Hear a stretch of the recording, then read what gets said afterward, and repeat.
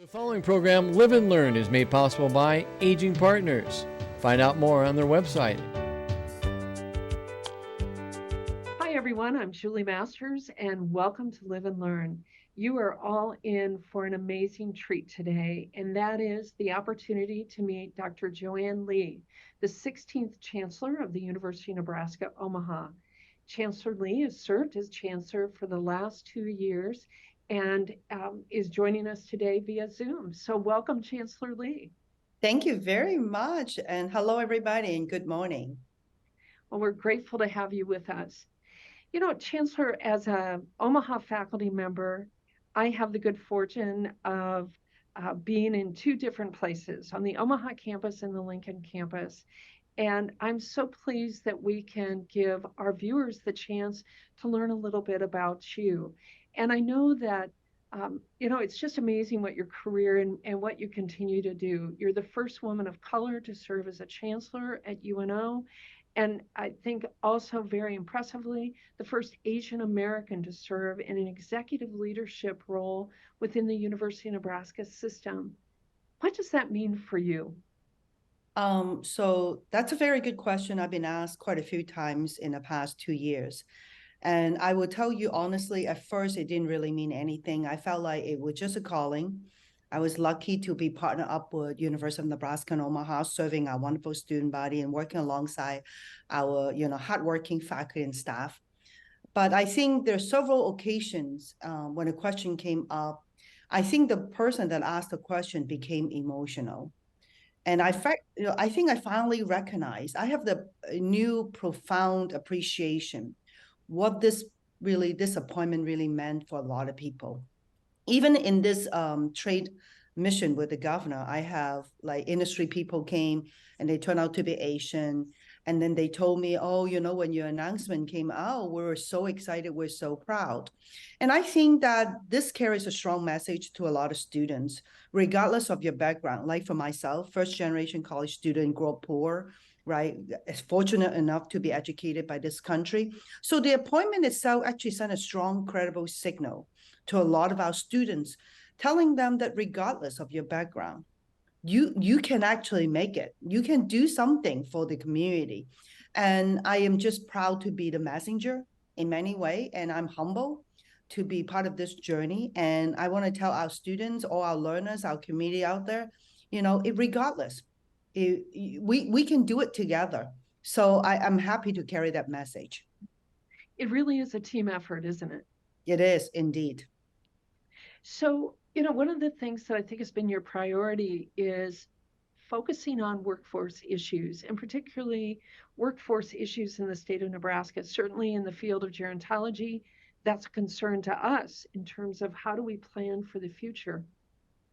So, what role do you think higher education plays in preparing for the future and in terms of our workforce? Um, I think higher education is now in a very interesting juncture of our history. We know that the unemployment rate is low. And we know, particularly in the state of Nebraska, it's so low that we have concern about we don't have enough worker. I think higher ed has to be, challenging itself and thinking, well, the population has grown exponentially since the 19th century, right? It's not only in United States, but all over the world. And I have to say that higher ed must ask itself this question. So which student are we missing? And how can we reach that student? And University of Nebraska at Omaha, as an urban campus, as a metropolitan university, is very mindful about that responsibility.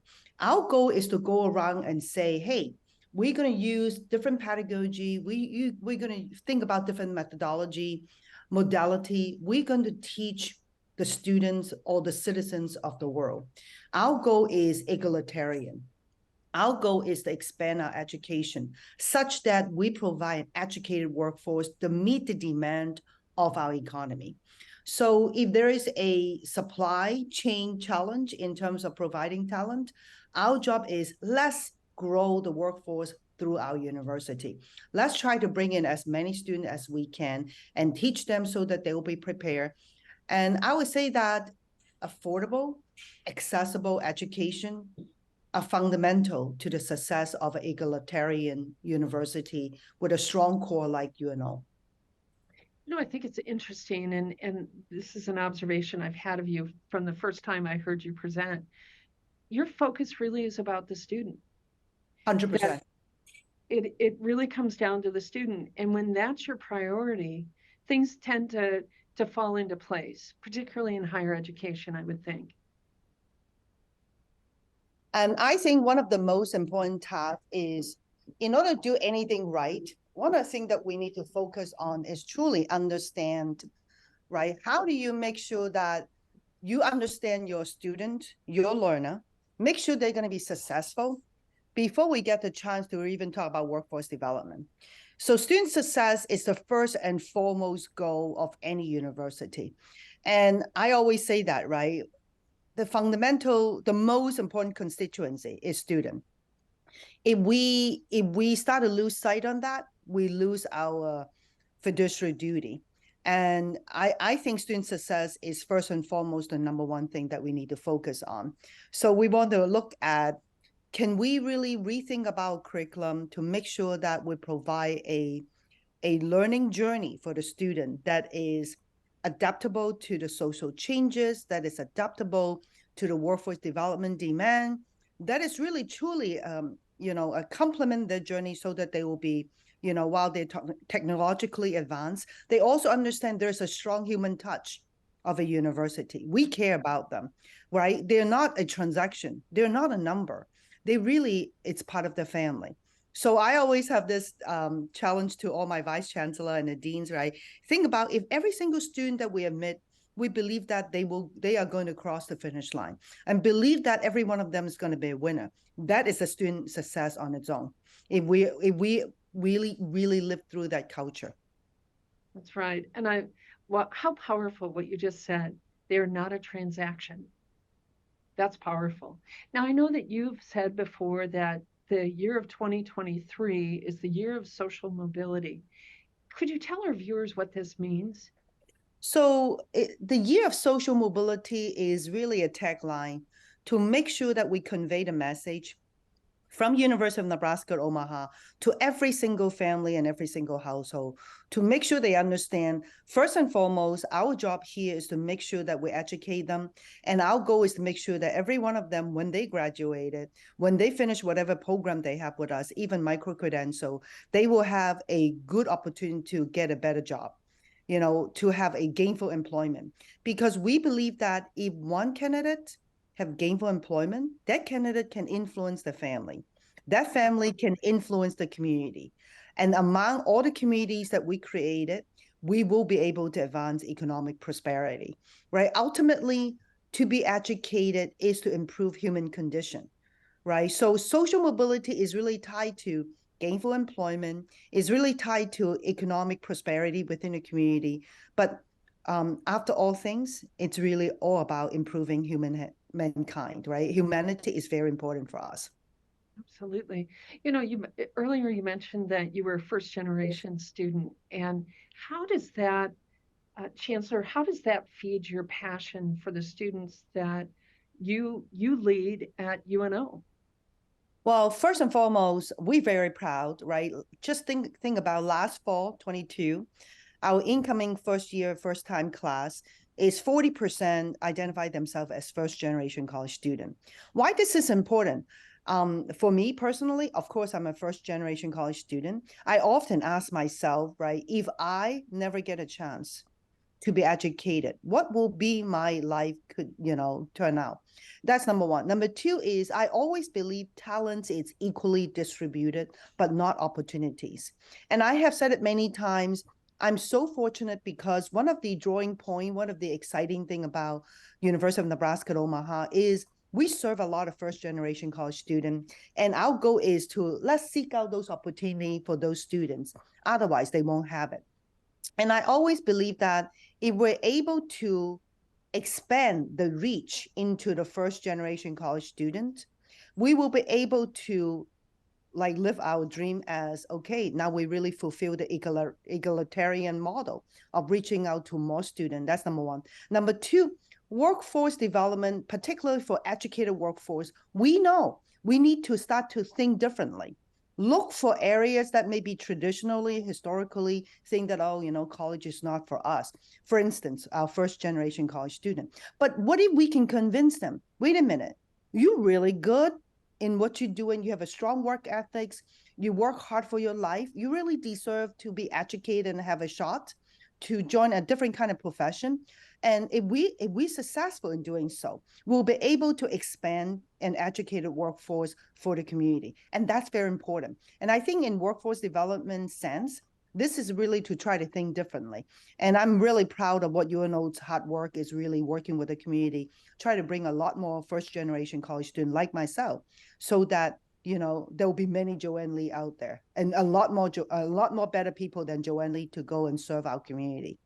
I hope there are quite a few more Joanne Lees out in the world, because your enthusiasm and your passion and your drive truly is infectious in a very positive way, because it encourages even myself as an older academic. It encourages me to think, okay, there are greater things we can do, but it also encourages our younger faculty to think about, okay, here's opportunity, here's potential, as well as our students. 100%. And I love our students, regardless of their background, regardless of their age, regardless of their family situation, they all deserve a shot. And they do. And it really is, if you think about it, to be able to be with students is the second best job in the world, because they really help to transform what the future is going to look like.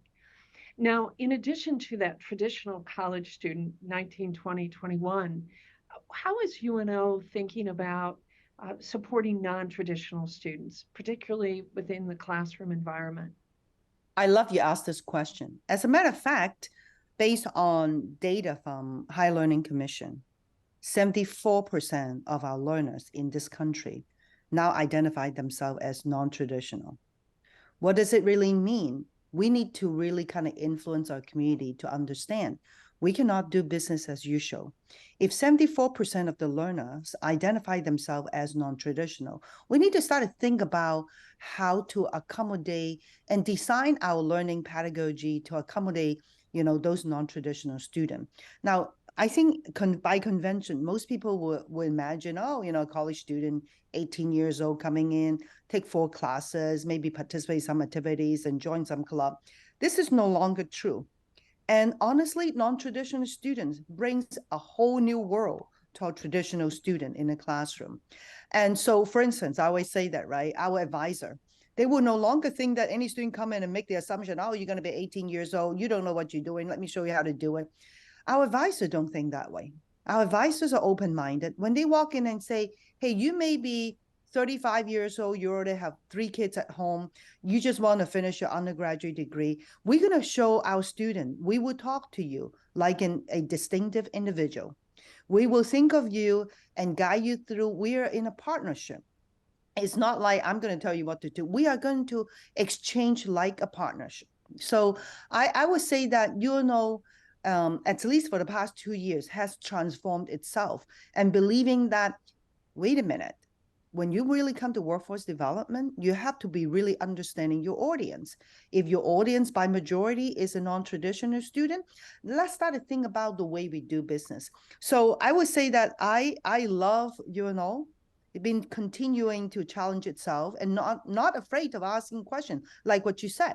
Okay, now you have a bunch of non-traditional students. Well, then we start to think differently, do things differently, and even design activities differently, right? And professor and staff are working hard to understand how do we lift everybody up, not just the traditional student. And like what I mentioned earlier, it is important even to bring non-traditional students to the classroom. And because the workforce is not just including the traditional student, the workforce included every single walk of life. And the earlier that we're able to create that opportunity for our students, the better this university is going to be. Well, and certainly as a gerontologist, the more that we can include people who have had lived experiences in the conversation, the better we all are in the long run. So I think you're spot on. Let me ask you a question. So, as a chancellor of programs that have a presence not only in Omaha, but in Lincoln, in some cases, Kearney, I'm thinking about the School of Criminology and Criminal Justice, the School of Social Work, and so forth, and of course, the Department of Gerontology. How is our presence beneficial to students and their families across the state? Wonderful question. I remember when I first came to University of Nebraska, Omaha, people think, oh, it's a metropolitan university. They almost create a framework to discuss, in a context that we only serve Omaha. Okay, granted, our name has Omaha in there, but University of Nebraska Omaha is an urban campus for the University of Nebraska system. But that being said, our vision is a lot bigger than just Omaha. And I would say that, right? I started early on in this conversation. Our goal is to educate citizens of the world.